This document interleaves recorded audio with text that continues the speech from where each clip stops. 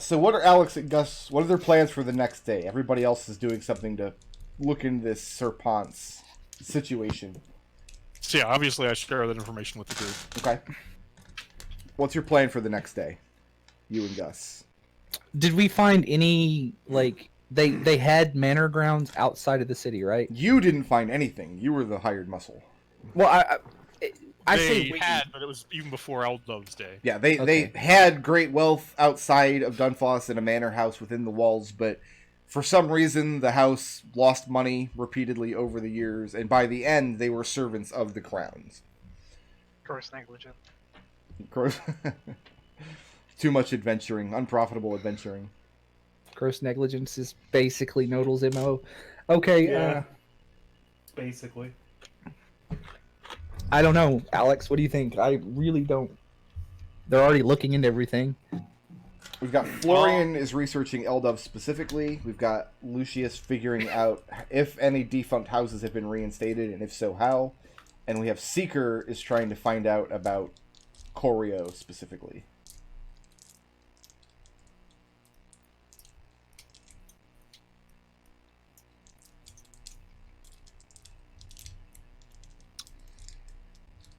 Anything? My instinct would be to go and see if we can't find anything about any other houses that have been removed over the same period of time. Okay. Roughly. And how are you going to go about this? You know what? Okay, not the same period of time. Let's go from when Eldov's sister would have had her kids until now. Okay. To find out. Try and find any houses that have fallen out of favor in that time period. Well, there's one right here in the Shallows. Good old Lord What's Name. Mm-hmm. He keeps a manor house. I want to do some research and get a list of those, of all the ones I can find. Okay. Lord What's Name, because he lives in the neighborhood, he's out of favor clearly because his manor is in poor condition and his docks are in a state of disrepair and he's outside the wall. However, as far as you know, he still sits the Court of Lords. Like, he still has his chair at the table. Yeah, let's go talk to... Do you want to go talk... I'm terrible at talking to people. Let's go talk to a guy. I'm also terrible at talking to people, so let's go. This is going to be great. I can intimidate people. The next morning, the 13th, you guys wake up to a light drizzle. So just to be clear, you have, counting today, 5 days to come up with 500 gold or significant progress on the heritage case as affirmed by Mr. Third Party.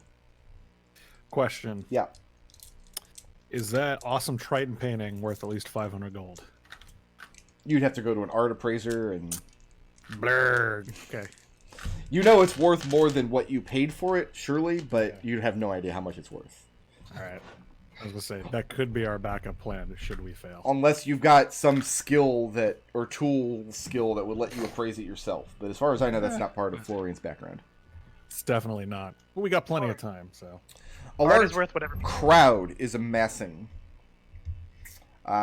in the morning. And this is a semi-frequent occurrence. What it typically means is that Percival Penniless has taken the stomp box and he's got up on the stage and he's giving one of what is essentially a campaign speech. He's holding a penniless rally here in the Shallows.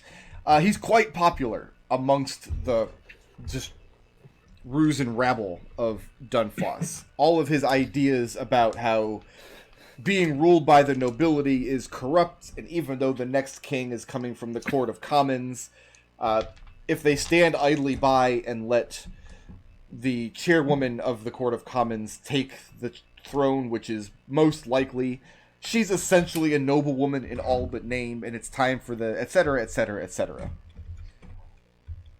A lot of anarchist rhetoric is what the lords would call it, including Percival's own noble father who has disowned him.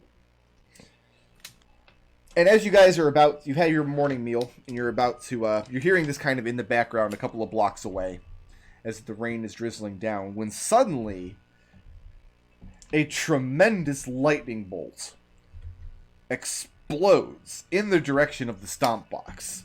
And you start hearing crowds screaming from that direction, and people start flooding away, up Gloaming Wave Way here, away from the site.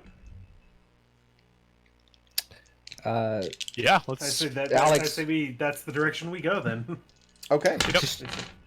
We're gonna run towards the fire. Excellent. Yeah. Well, there's no Run- fire yet, but let's roll some Run initiative. toward the screaming dude. Do I have an initiative bonus? I do. I don't.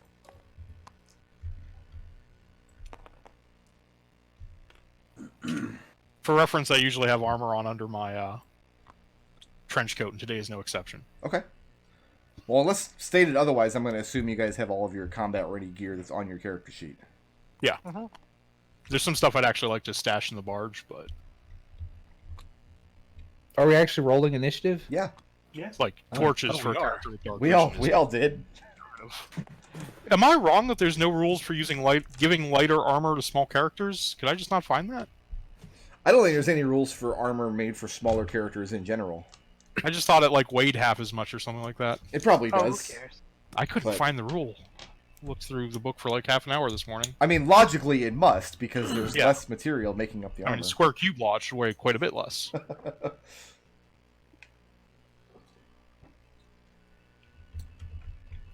All right, so right now you guys are a couple blocks away. You're running in that direction. You're going to be fighting against the crowd as you're heading towards it. Things are very kind of chaotic at the moment, and we're starting out with Gustavus. Well, let me ask this. Is everybody spending the first round running to the scene? Yes. Yes. Yeah. Yeah. Okay. And then as you arrive from the scene, who has the highest passive perception amongst you? I have a 10. Florian I have has a- 12. I have a 10. My familiar has a 14. What is the familiar, and is he out? It is a hawk. It is on my shoulder. It is named Tony. Tony the Hawk?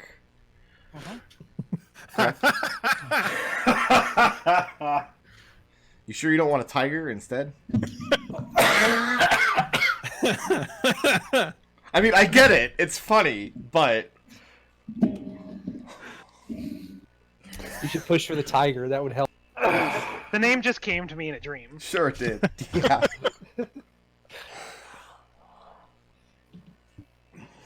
This is what I have to deal with when I run games. As you guys approach, you see arcs of lightning from the buildings surrounding the stomp box, blasting down into the crowd. This is definitely unnatural lightning. Something very silly is going on. And does anybody beat a 14 passive perception? Nope. Wow. Thanks, Tony. I think you need to use part of your action or something to see through his eyes. I think you're blind while you do it, aren't you? Let me double check. I'm yeah. gonna pull up the spell. I just spent a whole campaign playing a character with Find Familiar, and I knew all these rules at once. I am indeed. If I'm looking through its eyes, I'm blind. Yeah. Are you doing that But at it the can moment? set. No. So if it's something that like, As an Wait, action, he- you can do it. Okay, so yeah. you guys are on the scene now. What you see on the stomp box itself, you see it's been partially damaged by this lightning that has arced down from one of the surrounding buildings. And you see Percival Pennilous's entourage of maybe 10 or 12 people kind of huddling up around him, trying to get him off of the stomp box. For the time being, they've hunkered down a piece of debris that is kicked up from the wooden platform itself. And you can't see the source of where this lightning is arcing off of the surrounding buildings. And we will bring that around to Gustavus. It's going to require an active perception check to get any more information than that. Okay, I'll make an active perception check. Yes, sir. My Where are perception you? is- Where are you focusing your eyes? So where, like, obviously it looks like the. You said we can't tell where the lightning's coming from, right? You can. It's arcing down from buildings surrounding the stomp box. You see it arcing from several places all around. From Okay, up on well, the I rooftops. So let's say we came from here, then I will look at the roof of the buildings over here on the way. Okay. The Lithwell Arms, and I'll see if I see anything with my -2. All right. Best detectives ever. That's a 1. That's a 1. No. Looking up there, you see a bright flash of light as an arc from that direction hits into the crowd, dispersing north away from the stomp box, and a couple of people fall to the ground. More information than that you do not get. Moving or staying put? I'm going to stay with the group in case I have to interpose myself between them and somebody who decides to do violence. Okay. It's going to bring us to Flavio. I assume that's me. Sure. Okay. All right. Active perception check, huh? Yeah, let's do it. Let's do it. That is a 19. And where are you focusing your attention in all of amidst this chaos? You said it's all 3 buildings, right? It's 3, 7, and 2. It's coming down. These are on the 3 largest buildings. This number 7 here is like 3 stories tall. There are also some smaller buildings lined up along the outside of the wall. But it is coming from the Gloaming Elk too? Is that where you're looking? Yeah. Looking up, in the highest limbs of the tree, some 30 feet above the ground, perhaps, you catch one of these arcs of lightning that just explodes harmlessly on the side of the stomp box. He missed whoever it was aiming at, but you see what looks to your eyes as a group of black clouds momentarily take the form of a small creature with a mischievous grimace on its face. And these black clouds rub their hands together quickly, sparking with electricity, and creates this lightning bolt that they arc downwards at the box. And you watch as this creature, after missing its target, retreats further up into the tree. As a cloud or as a creature? As a creature made of black clouds. As a creature? Very small, maybe the size of a large cat.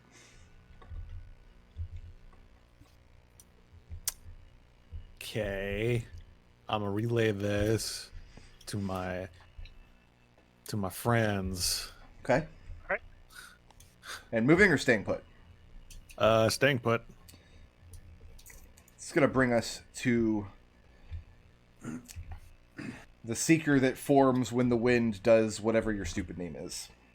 Alright, the seeker that forms when the wind does whatever my stupid name is going to duck his head into the herbalist shop Okay. and say, there's some sort of creature shooting lightning off up in your tree. It looks like it might set a fire, so you might want to watch out. And the herbalist is not here. So you announce that to an empty room. Alright. You do notice, though, that the back door of the shop is open, and the shop opens back into where she maintains a small garden and courtyard around the base of this tree. So it's possible she's already out there. Okay. So that's the easiest way up the tree, right? I mean, whether or not you can climb a tree is going to depend on your strength and athletics. Oh, sure. But that would be the and quickest then- access to the tree if you were trying to get to the base of it. Yeah, I'm going to send my familiar through the door to go see what's going on near the tree, see if he can find the herbalist. Okay, you're going to use your action to go blind and take a look? No, I'm just going to tell my familiar to do it. Okay, and On their turn. Tony Hawk flies out there. Uh-huh. And are you ending your turn in the shop? Yep, actually, I should probably roll initiative for my hawk. That's a good idea. I thought it's not one of the ones that acts in your initiative. No, That's acts fine. independently of you. But it can't make attacks. Right, It that's can- it it can take cannot a- attack. It can take a help action to give advantage on attacks. Yep. It's going to go immediately after me.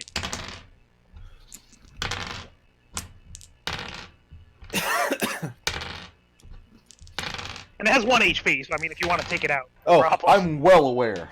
Yeah. I went through many, many familiars with my Warlock recently. I bought spares.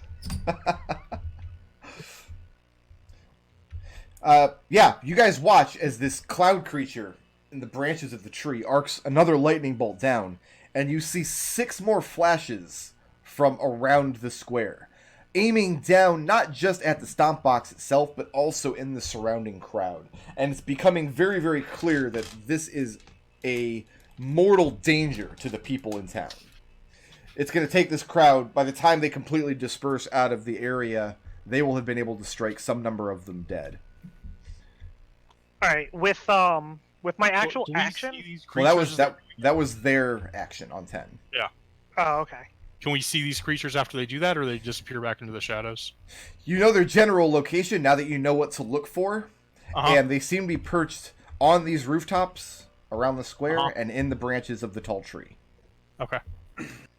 That's going to bring us to Lucy.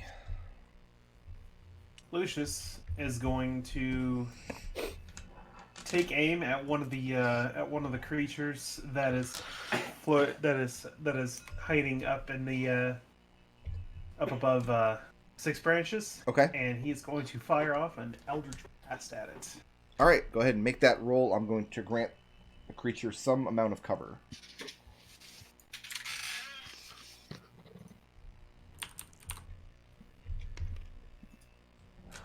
That is a 26 to hit. That'll hit.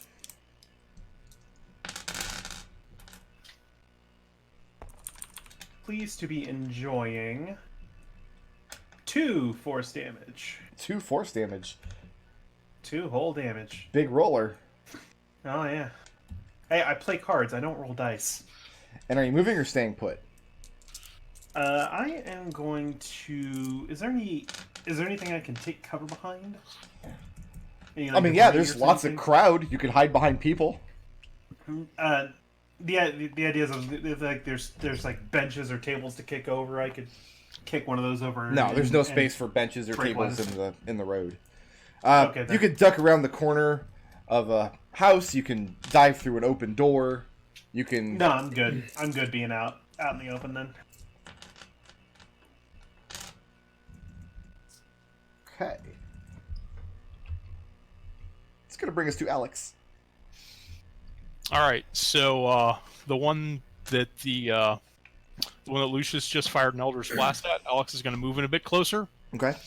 On the underside of his crossbow, there are 2 curious cylinder containers. Yeah. He's going to pull out his alchemist's tools, load something into one of those cylinders, aim it at the creature, and fire a ray of frost at it Okay. from Go a ahead. small nozzle underslung on the crossbow itself, as opposed to the bow. Go ahead and make that That's roll. silly. I'm gonna afford the creature a little bit of cover.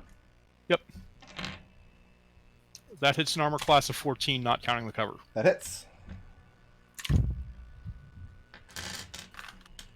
Oh god, they're not labeled and I don't know which one's which. There it is. Okay. 6 cold damage, and the speed is reduced by 10. Okay. And there's a great static discharge as you launch your ray of frost up at the roof. And you see electricity crackle and disperse into the surrounding air. And this is accompanied by a ghostly scream sound that fades away. That's the end of Alex's turn. Moving? We're staying put. I already moved up. Oh, okay. That's going to bring us back to Gustavus. Okay, how tall are these built? Like, okay, the only range attack I got are basically a 20 and then 60 foot. Mhm. So can I? I'll reach say one you of can them? attack the tree or the tenements. Huh? If you're going to attack anywhere else, you'll be outside of your range increment.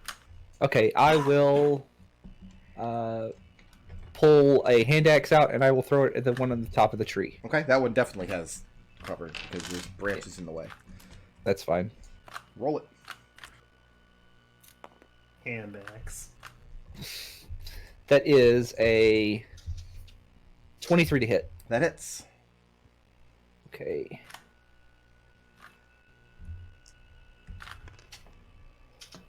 That is 8 damage. 8 slashing. damage. And once again, the tree lights up with a discharge of electricity for a moment, and you hear that same scream dying sound as before. Gustavus kind of sticks his finger in and shakes and says, "That is an awful sound." And being able having the cloud creature pointed out in the trees, looking up there, you see the clouds as your axe flies through them. You can go ahead and shock that axe off your sheet, by the way. That's gone. Just forever. It's gonna land on the other side of this. The other side of this building over here, and like the crowds, hey, free axe. So, Oh. Okay.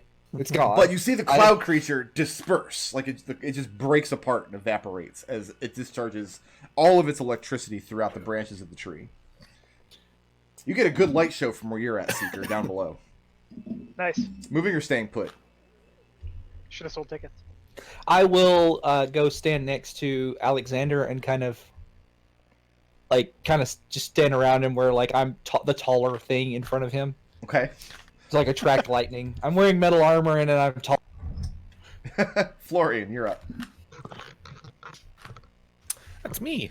Are there more creatures on 7 here? Oh yeah. All You right. still see lightning crackling up in that area. Mechanically, the creatures are not hidden because you see where they're attacking from, but they do have cover because you've got a weird angle up and over. All right. I'm gonna cast Magic Missile. Okay. I'm gonna hit one of the creatures up there Okay. first.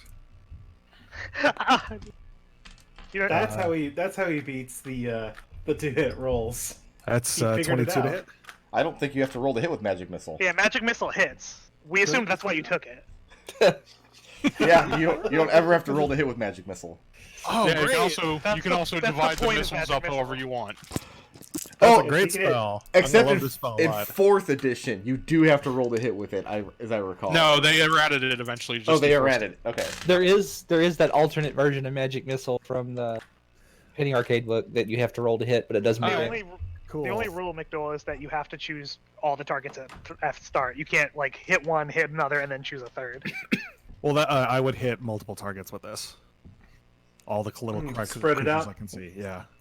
How much So- damage?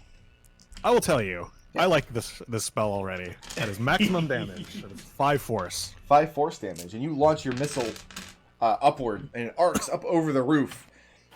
And you see the static discharge of the creature, but you don't hear the death noise. Moving or staying put? Staying put. I got Well, you another got- one of these. Yeah, you got 2 more darts. Yeah, you got 2 more magic missiles. Oh, well, I said I was spreading them out. Right. wanna hit as So many. you have to attack 3 guys. So you need to roll the dice 3 times. Okay. In that case, it's another 3 damage. And 2 damage. Okay, and the other missiles don't hit anything. Cool. Moving or staying put? Staying put. Okay, that's going to bring us to Seeker at the base of Hey. the tree. Is there any more of these creatures in the tree? No, looking up, that was the only creature up there was taken out by a hand axe. All right, I'm gonna run back in here. So how many more of these creatures are there You see, that are obvious? I'm going to require a perception check to get that information. You don't see any in the tree or on the tenement at this moment. No attack, Alright. no lightning has come down from there. All right, then I'll just attack the one that Gustavus just hit. Okay. Assuming it's still visible. And I using Well, the one Pull that Bell. Gustavus hit was killed. That was the one in the tree. I'm saying the wrong name. Florian. Florian. Florian. It's session 1. It's hard. We know. We'll I get wrote there. Don't everyone's worry. names down, but the table changed. I've got a giant everyone's names on my second monitor right Wait, now. you don't You can just call me tattoo Florian. the players' names directly on your arm and cross them It's out in at the end of the 24 point campaign? font. Yeah, See, the one that Florian hit. Okay. So it's going to need to make me a wisdom saving throw. What are you doing to it? I am casting Toll the Bell. Let's hold the belt. Does that require you to be able to see the target? Yes. It needs to be able to... So if I can't see it at all... You know where it is, but you can't see it because it's 3 stories above you on top of this building. You know its position, but you can't physically see it. That's why I've been granting them cover. Uh-huh. Then I'm going to hold an action. If it pops out to attack us, I'm going to hit it. Okay.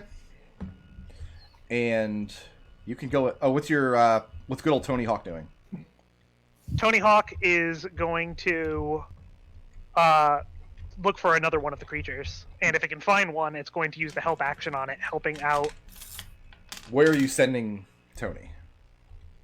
Like, there's 4 positions: the restaurant, the tree, the buildings, and the tenement. I'm going to send him to the building. Okay, go. Let's go ahead and put a Tony Hawk marker over there. Okay. I'm surprised you haven't already spawned one in and named it Tony Hawk.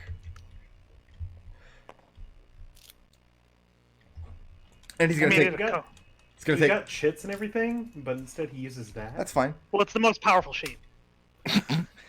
And he's taking the help action. Yeah, he's going to be helping out, and hear me not taking this away, even though he was very rude, McDohl.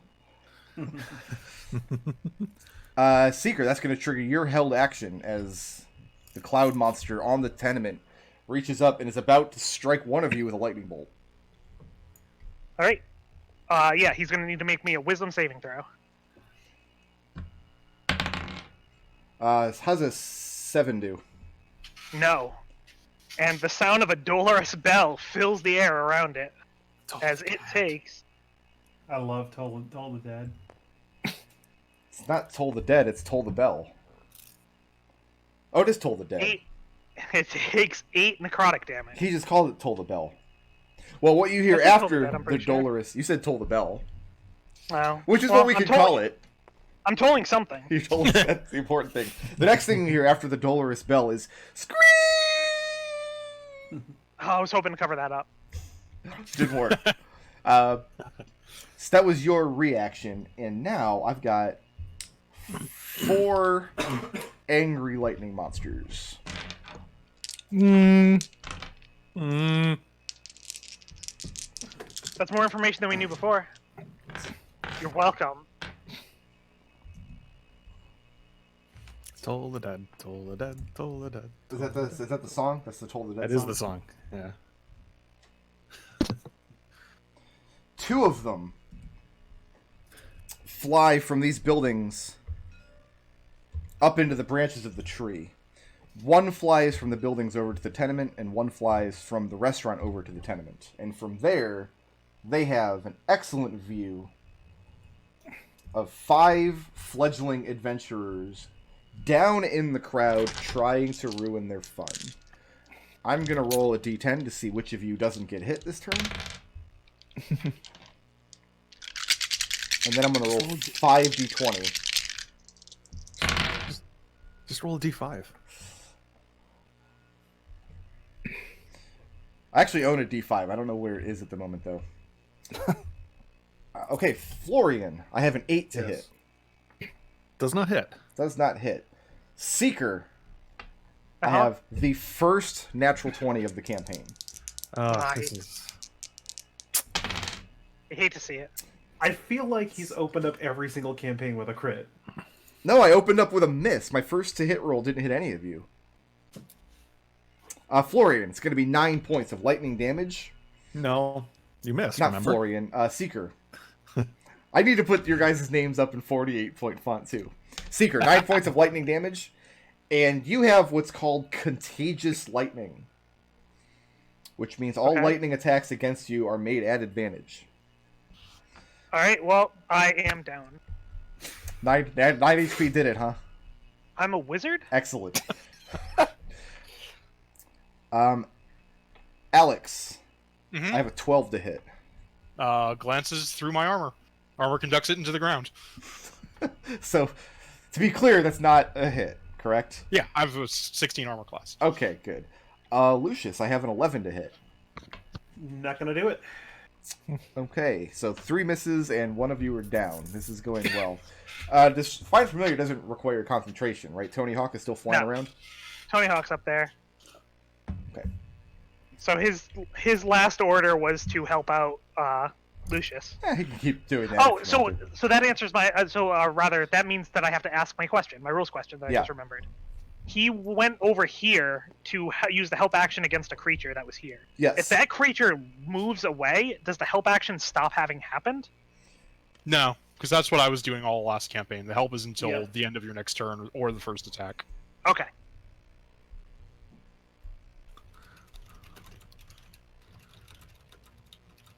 Might be the beginning of your next turn. Don't think it ever really came up.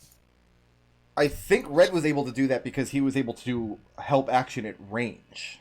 Yeah, that's the only difference, though. Yeah, the hawk has to be within 5 feet. That's why Red... But if it moves away, it's still distracted. Well, see, I would think it wouldn't be distracted anymore because it's now moved away. The element of distraction has been removed. I thought Red could do that because he had a class feature that let him do it anywhere from range. Right. You could keep... But it didn't change anything else about the help action, it only changed the range. So the range of the help action is specifically 5 feet, though. You have to be within 5 feet of the target you're trying to distract. The rules do say that you can move away after you've done that. You can move away, but if the creature moves away from you, which is what happened here.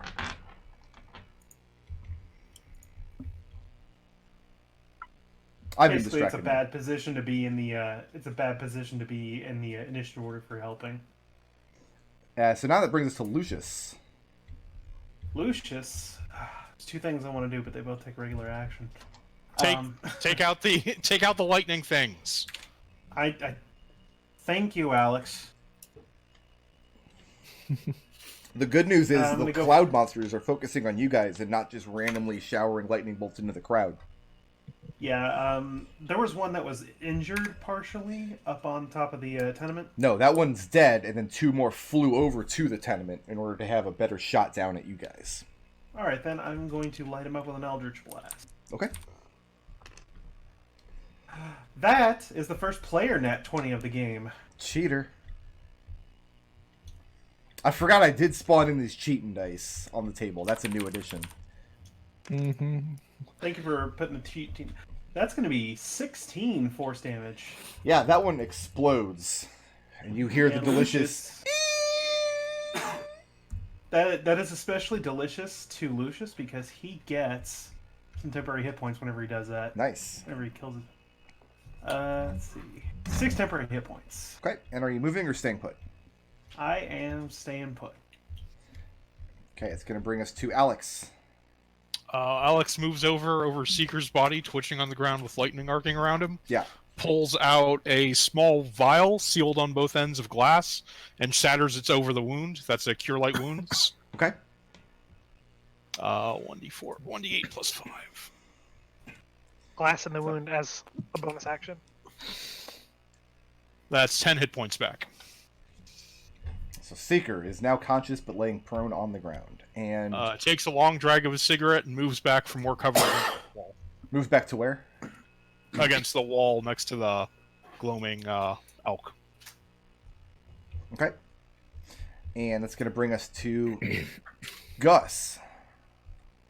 I'm a little hesitant to throw my other axe now because you said I'll never get it. They're gone. But you know what? We'll just chalk it up as operating expenditures. Yes. And we'll write it off of my taxes. How much Price are of those doing axes? business. I don't know. That's a good question. That is a 25 to hit. You're going And to we go 25. out and look for those things. The axes are 5 gold pieces apiece. Yeah, you're going to look for those. Are you No, I'm attacking? sending my hawk to go grab them. Are you attacking one in the tree, or are you attacking the one on the tenement? The one on the tenement. Okay. I thought the ones in the tree were gone. No, they Two were more replaced. flew 2 more in. flew. They were over here, which is too far away to hit you guys with lightning, so they flew in closer so they can attack you. Oh, it's over the tenement. Okay. Tenement. That is 7 points of slashing damage. What armor class did you hit? 25. 25. Scream! And it dissipates and crackles off into nothingness. And that axe lands on top of the roof Through your axe Of- in the roof. and- of the 3-story building. And I'm just gonna kind of like hug the wall here Okay. and like kind of try to find like an awning or something to kind of get under. It's going to bring us to Florian. How many are left? 2 in the trees over here. 2 in the trees. Cool. I'm gonna smash them with magic missile because I got 1 other spell slot. Okay. 2 on one and then 1 on the other. Yeah. Are they both undamaged? Yeah, they're both undamaged. All right. So The thing about little cloud creatures is hard to tell when they're bloodied. is 7 force, and the other one takes 2 force. 2 force damage. Scream! As one of them explodes into a ball of lightning. Moving or staying put?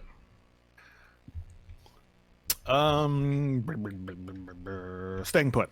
Seeker, you were having a nice nap until this Artificer came by and interrupted it. And now it's your turn. Alright, I'm going to get up Yeah. and is the one that Florian just attacked visible? Yes, it's got partial cover because it's in the branches of the tree, but you know its position, and you can see it because it's in a tree. Okay. Then I am going to cast Toll the Dead on it. That's a wisdom save? Yep. How's a 3 do? No. No. Nah. And it takes 3 points of damage. Scream! And then for the first time in several minutes, you don't see any energy or electricity crackling in the surrounding buildings. And about this time, you start hearing footfalls coming down Shemin Step Road and Mosscaps shouting orders for the crowd to disperse and let them through. Of course, it's the moss caps just now. I'm gonna show send up. Tony Hawk to go find that hand axe he threw and just tell it to start screaming if anyone comes near it. Where is Have the Tony Anarchist? Hawk make an investigation check. You got it. Where is Penniless? Yes. He and his entourage are bunkered down, still on top of the stomp box. They didn't really have anywhere to immediately retreat to because the crowd was thick around them. 2 of his number are dead of lightning wounds. But as soon as you guys came in and started throwing attacks, it seems like the creature started focusing on you. So the actual casualties in the crowd are small, only a couple of dead. Is there anyone I can get you with cure wounds before they bleed out? No, these are commoners. 1 lightning bolt was enough for them. And yeah, the moss caps arrived. I mean, they were going to arrive with the 3rd round of combat anyway. You guys just won this combat a lot quicker than I thought you would. Yeah. And Yeah, they- Lucius is like rolling his eyes as soon as he hears the moss caps coming around. He's like, of course they arrived too late. And they start... Well, first of all, they notice that there's no more danger on the scene. And the crowd quickly identifies you 5 as the people who came down the road and put an end to the creatures. About the time that the Mosscaps are heading in your direction, Percival Penniless has stood back up. And he is starting to kind of regain his composure. And he starts yelling again about the truth and how the nobility of Dunfoss so wants to quiet his truth that they will send assassins from the sky to silence him. And that's what he starts yelling about next. Lucius steps up to Percival and uses prestidigitation to remove the dust and dirt and stuff from his clothing. Helps him up to his feet and everything. As you're doing that, Percival, are you like climbing up onto the stage? Yeah.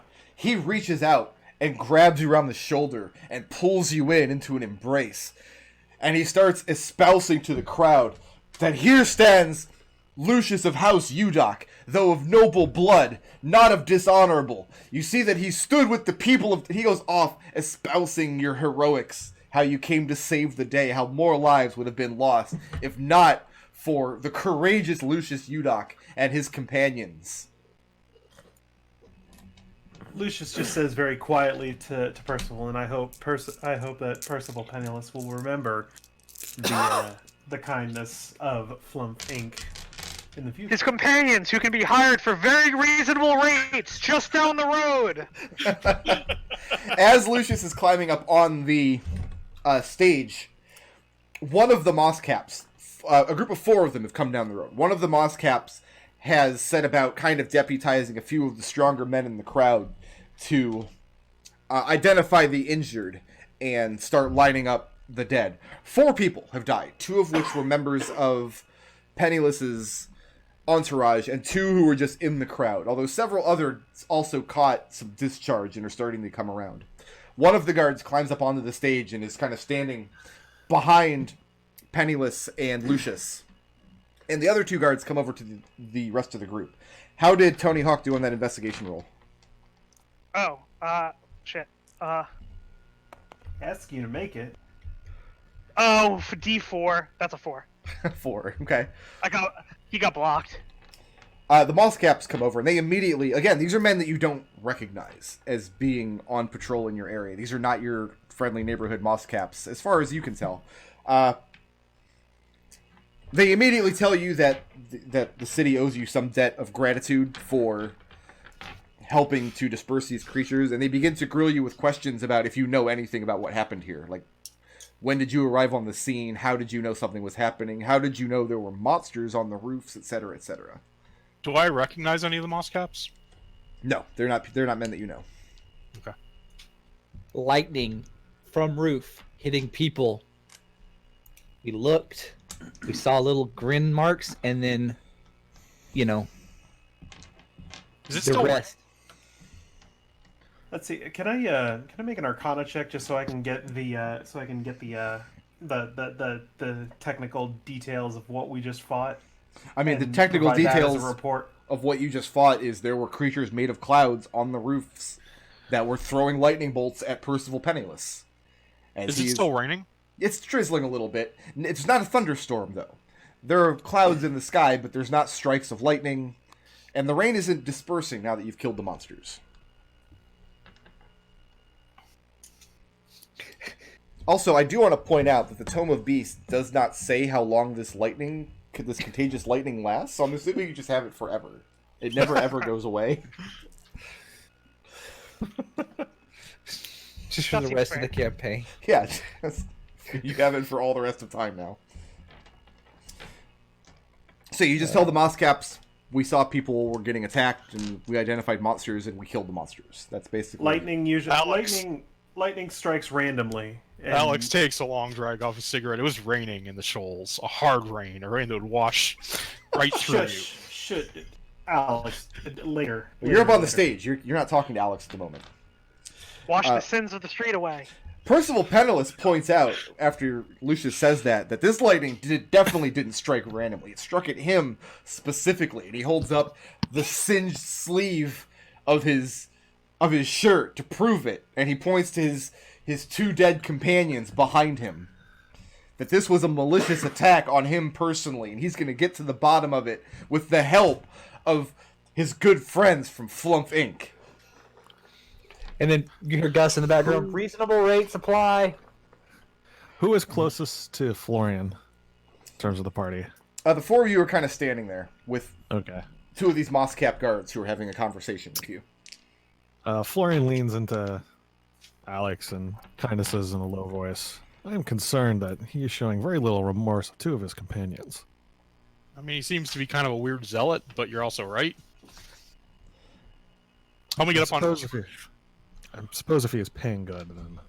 And Alex will move over to start to climb up to the tenant roof to investigate where the creatures appeared. Okay. I'm gonna go with him because I want to look for my axe. Up on the tenement roof? I'll drop the axe down if I find it. I want to try and leave this leave the area where hopefully I don't want to see anything else there before I get there to get a good look. Okay. When the moss caps realize that you guys don't have any more information than that, they thank you again for your good service. They shake your hands and name you champions of the day, and then they go about securing the scene, asking some questions of other people in the crowd. He'll speak to them. And at this point, Percival's speech is starting to wind down. There is some scattered acknowledgement and agreement in the crowd, but it looks like the people are just too frazzled and scared, quite frankly, to be an enraptured audience. So he begins wrapping things up. With Florian's help, I would like to climb up to the top of this tenant if I can find any place where it's rough enough to just to climb up. Yeah, unless your strength is abysmal, you can just climb right My up. strength is abysmal. How abysmal? 7. 7. Mine is also 7. Do you want me to help you? I have, an 18 strength. No, there's no difficulty climbing up. I mean, there's lots of handholds to grab. And I'd like to investigate this roof for any signs of the remains of the creatures or that they were here. Go ahead and make an investigation check. There we go. I want to also kind of investigate one of the areas where we saw the creatures. However, I'm going to cast Detect Magic and see if I can find any like kind of magical residue. Where are you going? I'm going to go over towards... Well, the closest place I saw them was in the tree. Okay. That's a 13 on investigation. 13 on investigate? Okay. Walking back through the shop, I know I named this NPC. Throssie. Throssie Hoven. Throssie's not in the shop, and she's also still not in the courtyard. And you detect magic at the base of the tree? Yeah. Typically, when you cast detect magic, it has like an intuitive glow that tells you whether an object is magical, how magical it is, and sometimes gives you some clue as to the nature of it. Casting it in this garden, you don't detect any magic around you. So maybe some residue from the shop behind you. The tree, however, reads as absolutely nothing. It's as though the spell cannot penetrate this tree at all. I mean, that's fair. Privacy. Is there anything on top of the tree? Like on the surface of it? I'm just looking for where the creature was. Are you climbing up into the tree? Is it viable? Yeah, you can Does climb. it look like... You can climb a tree. Then yeah. Okay, go ahead and make me an investigation check. Alex, on the roof, you find two... I mean, first of all, you find a hand axe that somebody has carelessly discarded here. You also find, pierced into the actual roof tiles, what looks like maybe a 2 or 3 inch long metal needle with a blackened end, like the end has been subjected to heat. And you find 2 of these. Gonna put on a leather glove and see if I can't wedge it out of the roof. And it takes some doing back and forth because of the slick rain, but you manage to get a grip with your glove, and you kind of deftly pull it out. And the thing is maybe 4 inches long in total, but it's thin, like a sewing needle. Like, it would be very easy to bend or break this. I'm gonna carefully tuck it into my thieves' tools. Okay. On my belt. I'm gonna leave the other one up there, and I'm gonna climb down. Okay, how did Seeker do on investigation? That's an 18. Climbing up into the branches of the tree, you find a similar needle poking about 2 inches out of the bark, up on one of the higher branches. I'm going to take it. And you try, but you cannot wrench it free from the tree. It's not possible to take it out. Hey, Florian, Lucius, need somebody with magical eyes over here. You got it. I'm here to assist. You know my eyes only see through the darkness. And I'll hand you the needle for you to maybe make an Arcana check on. There's a second one up there. I didn't want to disturb it in case the actual point where it was impacted was relevant. Okay. Yeah, I'll make a... Oh, and here's your axe. Thank you. I only apparently have one of those now. I'm going to make a similar roll on the one in the tree brick. To do what? What are you trying to determine? Whether or not, like, it was... How much work went into placing this here, basically. Okay, go ahead and make your Arcana check first. And what is Florian trying to determine?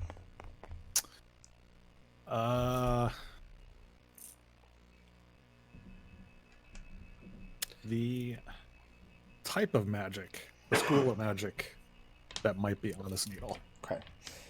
That's going to require a cast of the Detect Magic spell. An Arcana check wouldn't give you a score. I'm out of spell slots. I mean... That's a ritual, right? How did Seeker do? It is a ritual, yes. Sorry. How did Seeker do on that roll? Arcana. That's an 18. And am I getting a school from the needle? Oh, did you cast Detect Magic? Yeah, I already have it up. It reads faint conjuration magic, fading very, very quickly. Well, that makes sense. More distressingly is it wouldn't take much to take a needle like this and poke it through tree bark. What concerns you is that it's now impossible to remove. It's as though the tree has a grip on it and won't give it up. That strikes you as very, very weird. Alright. And I'm going to climb back down. Well, I mean, clearly the herbalist, for whatever reason, has cast some kind of anti-divination magic on the tree. Okay. So it might be a valuable tree. Maybe it's like, I don't know. And well, it's haunted. Remember, it's a haunted tree. yeah, I don't know what kind of magic tree is valuable for an herbalist. And Florian, you're casting Detect Magic as well? As a ritual, so it'll Okay. take 10 minutes. So by the time you're partway through your spell, Seeker climbs down with his spell already active, and you notice that the needle that Florian is holding is also very faintly radiating conjuration magic, and as you're standing there, the magic fades away completely, and it's just an ordinary metal needle. Mm-hmm. And I'll tell the group that this probably means it was just used as a summoning component.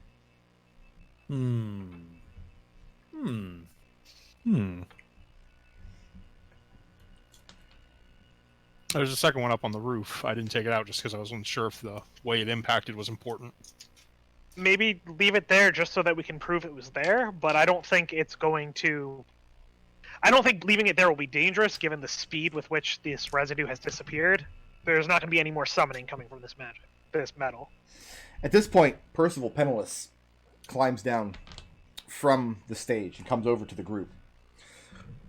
And he says, "Allow me to offer you my thanks.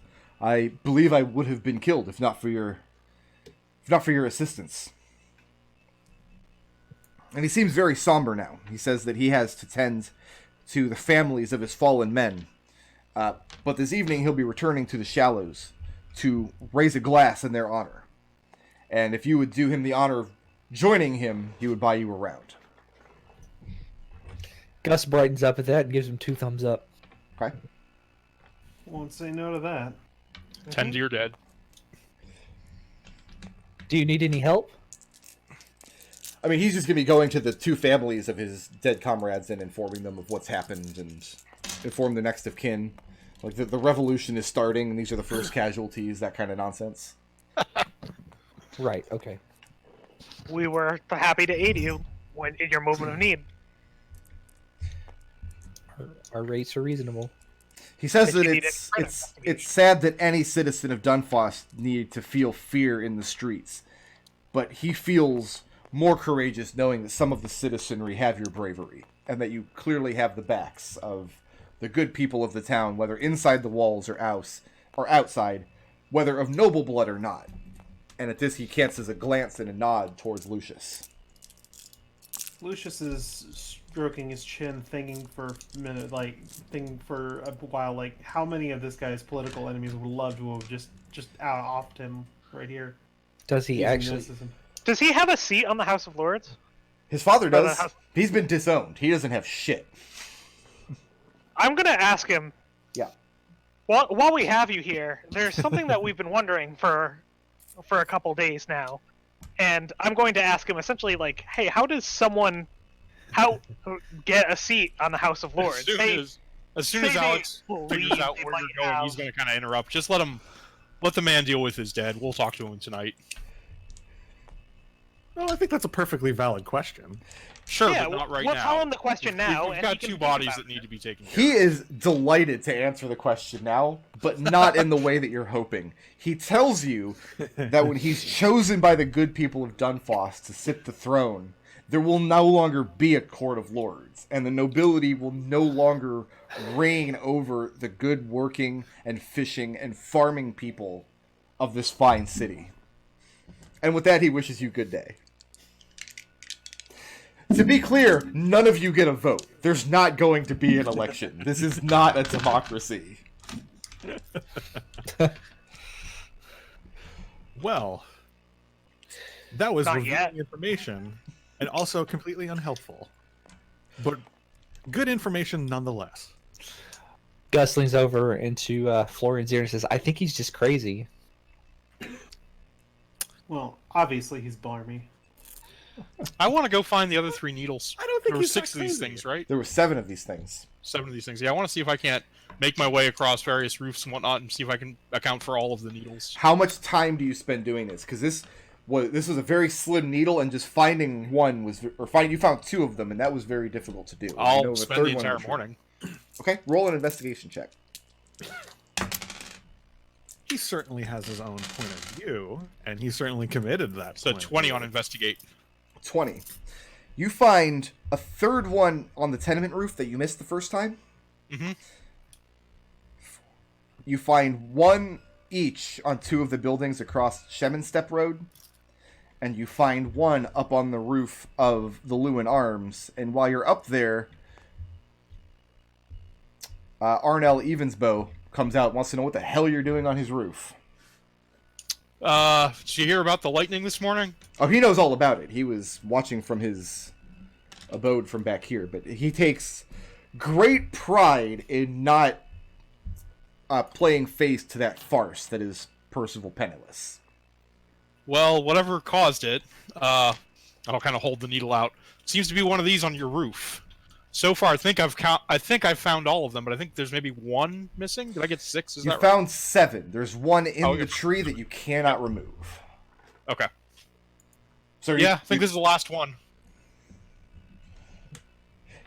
Because you don't think I had anything to do with that, do you? No, they're all over the place. There's one in the tree, for God's sake. I can't even get that one out, not even with a pair of calipers.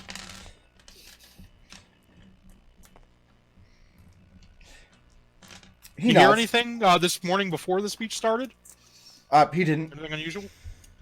But he's very interested in, if you've learned about the origin of these things, he wants to know why there was one up on his roof. Me too. Me too. Lucius is Lucius is of the opinion that Percival Penniless is insane because, like, you can't, there's no, like, the society doesn't run without the nobility. Like, it just can't happen. It can't work. Surely there have been societies, though, that have run without nobility. And can you name them? As I thought. Is that way, isn't it? Isn't it? Absolutely not. Absolutely not, sir. Each of you make an opposing intelligence history check. Am I good at history? I am good at history. Are you? I am good at history. Oh no. Oh no, I'm so sad now. That is a 24. That is not a 24. God, McDohl, why? Why? Why? It's only to hit rolls that he can't. So, Blue Worm does not have an aristocracy in the way that Dunfoss does. They do not have a ruling class of nobles. It's a free city. However, it does have a wealthy class, and the city is de facto ruled and directed by its wealthiest people. But knowing that, and knowing that Lucius doesn't know that, I will leave it up to you whether you share that information and give him the win here. Technically, he's right, but only technically. And he doesn't know that he's technically right. Well, Lucius will describe it in a way as just, while there is certainly wealth involved in Blue Worm, they're not necessarily nobles as you and I perceive them. It is, in fact, a different kind of noble. And since there are different kind of nobles, we must also accept the premise that there might not be nobles at all in some societies, and they're thus ruling that way. Yeah, okay. I have an adjacent point, which is that I hear that time is money, which means that money is also time, and we're very poor on both. So, if we could be getting about our tasks, people? As the morning comes to a close and the rain subsides, so your afternoon actions, you guys are going to pursue all this stuff about Choreo? Yes. Okay. Florian, you're going to look into Eldov specifically. What does this entail? Yeah. What does this entail?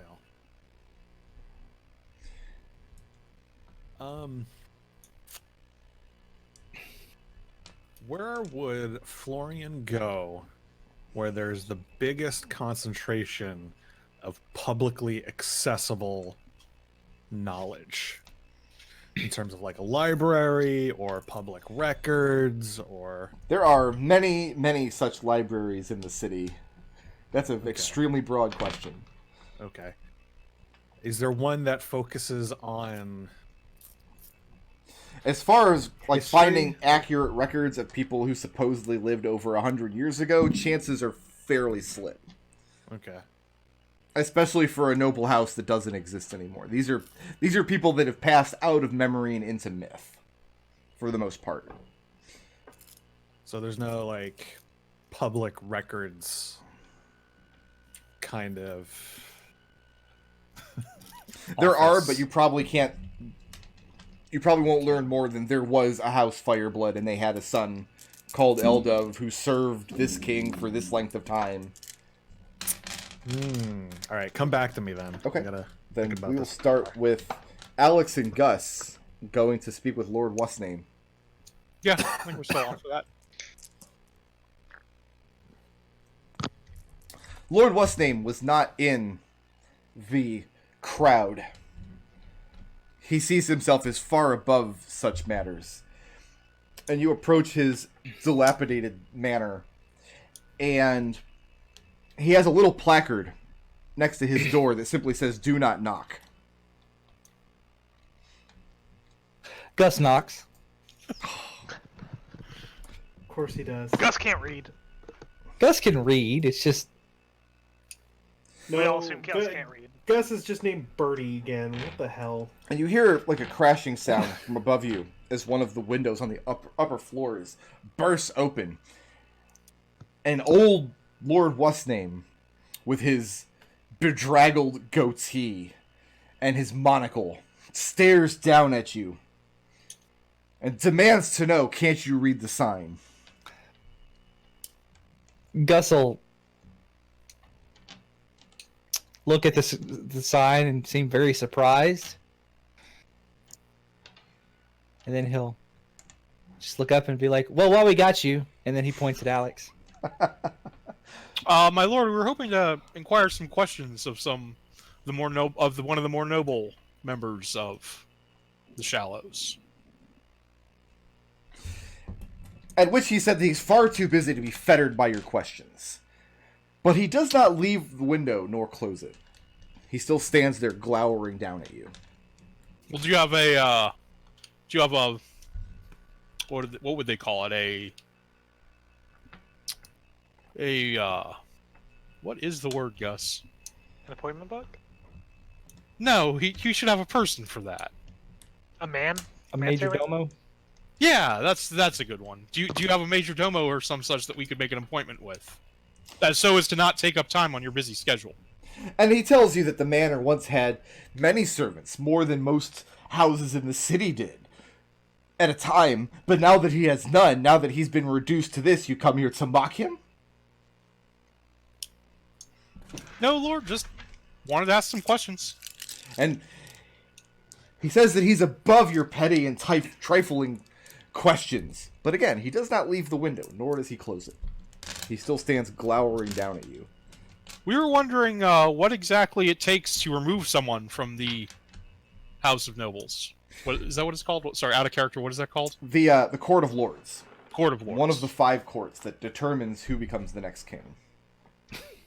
To remove a family from the Court of Lords. And he shouts down that you have come here to mock him. How would he know of anything? He has not been removed from the Court of Lords. His house is still in good standing in the city of Dunfoss. He still has his power. He still has his name, if nothing else. Well, what about those who are below you, who have lost their names? How did that happen? He says that he's done nothing to anger the king. He's done nothing to have his property or his titles seized and his house diminished. He has not done these things, and anybody who says they have is a liar, and he can prove it. Oh, I'd love to see this proof. And he starts shouting down his grievances of various houses and businesses in the city. All of the perceived wrongs that have done this cantankerous old man harm throughout his life. And he will air these out for as long as you allow him to do so. I'll Like- give him about 5 minutes. Okay. Gus kind of leans over and whispers in Alex's ears and says, "Is he always like?" This is his natural state of being, yes. Alex will just sort of nod. The place where you're standing out in front of the manor, which once might have been a nice walled-in garden, but has now fallen into disuse, is littered around your feet with broken toys and things that passing children throw up at his window to aggravate him. He's kind of like the Onceler. He just yells at people from his window as they walk past. He's get off my lawn, dude. I got you. So make a. Yeah, after about. I'll have, okay. you can make each of you can individually make an investigation roll. All right. It's 21. 21? I have an 8. 17. 17, okay. As far as you know, Lord Westname is correct when he says he's still on the Court of Lords. He still is a lord of the city of Dunfoss. And if anybody deserves to have his titles and lands taken from him, clearly it's this guy. He has no progeny, he has no heir, he has no wealth. All he does is yell at people. Does he have any staff at all? No. Not that you're aware of. Gus kind of has an epiphany and goes, and he asks him, "Lord, what happens to a noble's titles if they die without any heirs?" And he stops his ranting and raving for a moment, and he considers it. And he starts telling you about all of the lovely countesses and duchesses that he pursued in his younger years, and all the marriages that he could have had if he weren't screwed over by this family or that guild or this business or that banker or whatever the case may be. And in a roundabout way, he comes back around to answering your question. He's bitter that he is the last of his house, and on his death, that's it. It's over for him. A noble house can go extinct by just literally going extinct. When the last acknowledged member dies, that's the end of the family line. But his family would have been strong through the centuries if he had not been tricked and put upon and gangplanked by the unscrupulous, etc., etc., etc. You should really, adopt somebody or something. Make an insight roll when you yell that up at him. I'm assuming you have to yell up at him. You're not talking under your breath. Insight. Oh, this is going to be terrible. That is a 7. A 7. You yell up, maybe you should adopt or something. And he yells down, "Bah! Away with you!" And with that, he steps back and claps the windows shut.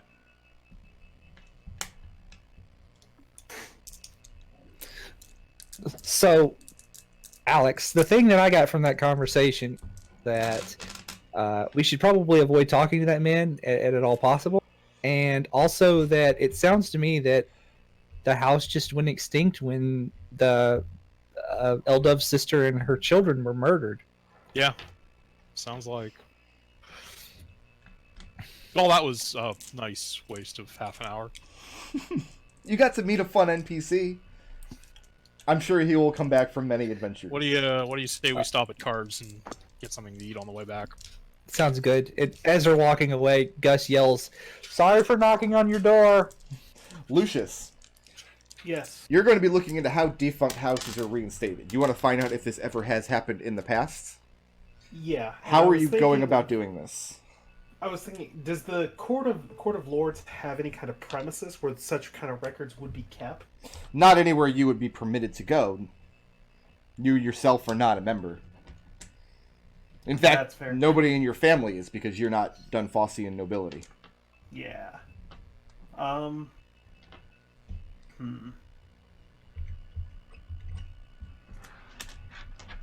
mean, you wouldn't have to go to a records house to find this kind of information. I mean, you could go call on a noble that you know for afternoon tea or something and have a conversation. There's other ways to do it besides going and looking up in record books. Let's see. I did also say that I would come back to meet with the ambassador as well. I guess it's gonna be what I'm doing in the evening. Okay. So yeah, this afternoon, you and Alex have to have at least one good friend of the family in town. Sure. Who is it? Let's go to fantasynamegenerators.com. All right. We're adding Dunfossian nobility now. Let's see. Let's go. While you're looking that up, Seeker, Yeah. you're looking to find out information about Corio. Yep. What you know right now is you know the inn where he's staying, because he would have told you that your first meeting when he informed you that he now owns all of your debt. Uh-huh. I want to find out where this guy came from. Like, is he from out of town? Is that why he has to stay in an inn? What's his power base here in the city? Is it just that he's wealthy? Is that his only, benefit? What are you doing to find this out? Like, are you going to the inn and asking around? Are you calling on some other contacts? Are you doing a tarot reading? I think I'm going to talk to some of my old thief contacts. Okay. And then I'm also just going to see if walking around the city, I'll kind of bend down every so often. And I'm going to use Speak with Small Beasts to try to see if any, rats or small wildlife have seen him kind of walking around the area, anywhere he frequents. Speak with... Not sprack. You're not spracking anybody. Is this to speak with animals? Speak with small beasts. The hell is that? It's the gnome class feature, right? Uh-huh. Oh, okay. Yeah. Or racial feature, rather.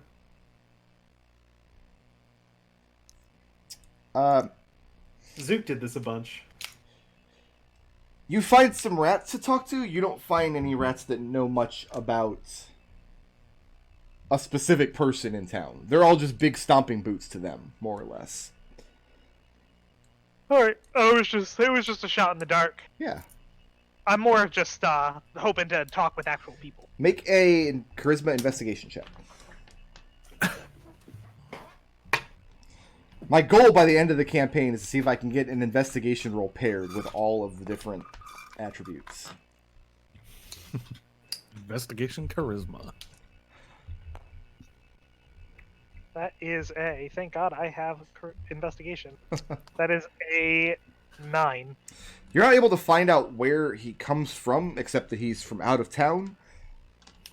But you do learn that he has been spreading a lot of money around. Wherever he's from, he is well gilded.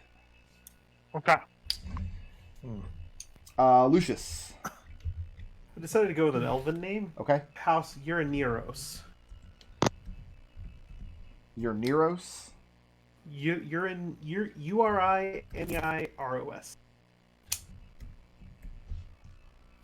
And what friend do you have at House Urineros?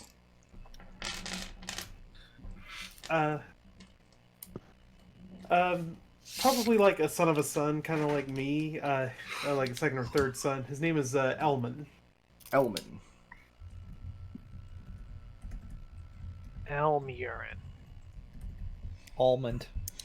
Elman likes when you come to call because he thinks... How old is he? He's probably maybe a year or two younger than I. As a young playboy himself, he likes to be able to brag amongst his friends, especially to the lady types, that he has an exotic tiefling friend from across the ocean. He thinks that's really cool.